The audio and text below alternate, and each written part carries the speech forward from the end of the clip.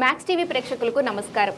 Max TV కొత్తగా ప్రారంభమైన ఈ సందర్భంలో మ్యాక్స్ టీవీకి ఆశీర్వచనాలు అందించడానికి ఈరోజు స్టూడియోలో మనతో ఉన్నారు సన్నిధానం లక్ష్మీకాంత శర్మ గారు. నమస్కారం అండి. దత్తార్పణమస్తు. అమ్మా గురుగారు, మా మ్యాక్స్ టీవీకి మీ ఆశీర్వచనాలు కావాలని కోరుకుంటున్నాం గురుగారు. సంపూర్ణ గణాధిపతి అనుగ్రహం ఏ మీడియా సంస్థ అయినా విశేషమైన పేరు ప్రఖ్యాతులు పొందాలి అంటే విఘ్నాధిపతి యొక్క అనుగ్రహం ఉండాలి. ముందుగా ఆ గణపతి యొక్క నామస్మరణ, సర్వ విఘ్న హరందేవం సర్వ విఘ్న వివర్జితం సర్వసిద్ధి ప్రదాతారం వందేహం లక్ష్మీ గణపతిం. విద్యా గణపతయే నమః. మ్యాక్స్ టీవీ మనకు ఆరోగ్యాన్ని గురించి, అలాగే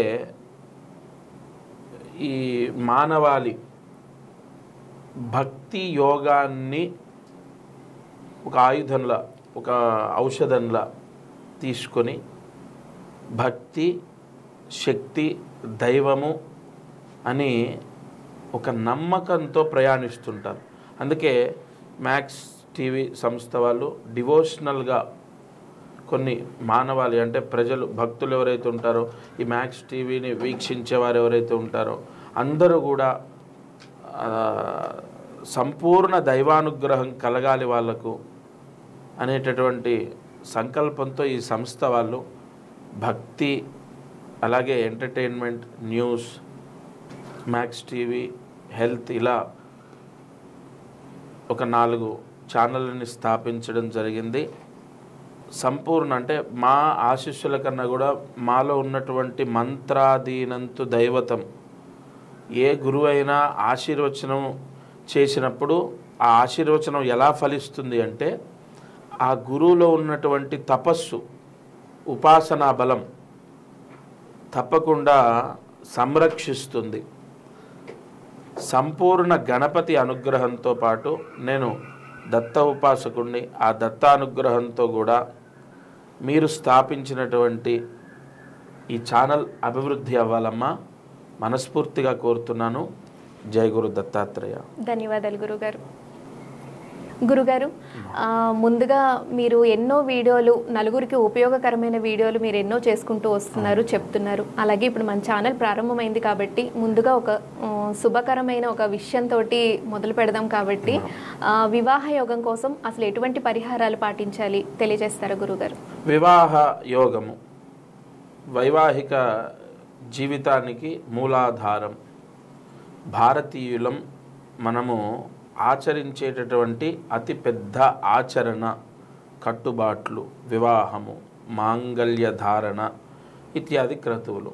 అయితే చాలామందికి వివాహము అవ్వక, వివాహం ఆలస్యమవుతూ సమస్యలో ఉన్నవాళ్ళు ఉంటారు. విఘ్నాధిపతి అంటే గణపతిని సేవించడం ద్వారా, గణపతి ఆరాధన చేయడం ద్వారా వివాహం కుదురుతుంది. ఇది గణపతి అధర్వణ శీర్షంలో ఉంది, శిక్ష ఉపనిషత్తులో ఉంది, వేదంలో సంహితా భాగంలో ఉంది. ఏం చేయాలి? ఏ క్రతువుని ఆచరిస్తే మంచి వరుడు లేదా మంచి వధువు మనకు భార్యగా లేదా భర్తగా లభిస్తారు అన్న ప్రశ్నకు ముందుగా అసలు వివాహం ఎందుకు ఆలస్యం అవుతుంది, వివాహం అవ్వకపోవడానికి గల కారణాలు. తండ్రి చేసినటువంటి పాపము కన్యాదానాన్ని అంటే అమ్మాయికి వివాహం అవ్వకుండా ఆలస్యం అవుతుంది, లేదా అమ్మాయి జీవితంలో వైవాహిక సమస్యలు వస్తాయి, లేదా వివాహం అయిన తర్వాత కష్టాలు అనుభవిస్తుంది. అలాగే ఈ పితృ అంటే తాత ముత్తాతలు చేసినటువంటి పాపం వరుడు అబ్బాయికి వివాహం అవ్వకుండా ఇతరులను ఇష్టపడి మోసపోవటం, లేదంటే వివాహం అయినా మనశ్శాంతి లేక విడిపోవడం అనేది జరుగుతుంది. ఈ రెండో కాకుండా జాతకంలో లగ్నాతు సప్తమ స్థాన దోషం, సప్తమాధిపతి దుస్థానాల్లో ఉండడము, లేదా సప్తమాధిపతి వక్రించినప్పుడు, లేదా సప్తమాధిపతి పాపార్గల దోషాన్ని పొందినప్పుడు వివాహం అవ్వదు. మరి వీటన్నిటికీ పరిహారాలు ఉన్నాయా? నిజంగా ఈ పరిహారం అంత ఉపయోగపడుతుందా? ఇంతటి దోషాన్ని తీసేస్తుందా? సంపూర్ణంగా తీసేస్తుంది. ఎందుకంటే ముహూర్త శక్తి గొప్పది, ముహూర్త యోగం గొప్పది. శంఖంలో పోస్తే తీర్థం అవుతుంది అన్న శాస్త్రము, ఆ మాట ఎంత నిజమో ఈ ముహూర్తానుసారైన చేసే పరిహారం మానవాళిని రక్షిస్తుంది. సరే, ఏ ప్రాయశ్చిత్తాన్ని చేయాలి?